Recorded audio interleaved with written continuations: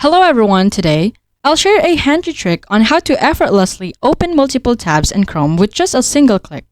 Let's dive into this time-saving method for your Chrome browser on laptops or desktops. Today, I'll demonstrate how to automatically open multiple tabs in Chrome with a single click. This is a great time-saving trick for your daily browsing routine. Open your Chrome browser and navigate to the three dots in the upper right corner. Click on them and go to Settings. Within the settings, locate and click on Start Up. This is where we'll figure the pages to open automatically. Choose the Open a specific page or set of pages option. Click on Add a new page and enter the URLs of the pages you want to open.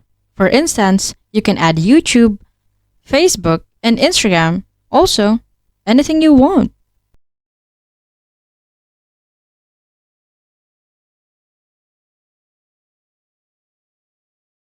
After adding your desired pages, close the Settings tab. The configured pages are now set to open automatically on startup.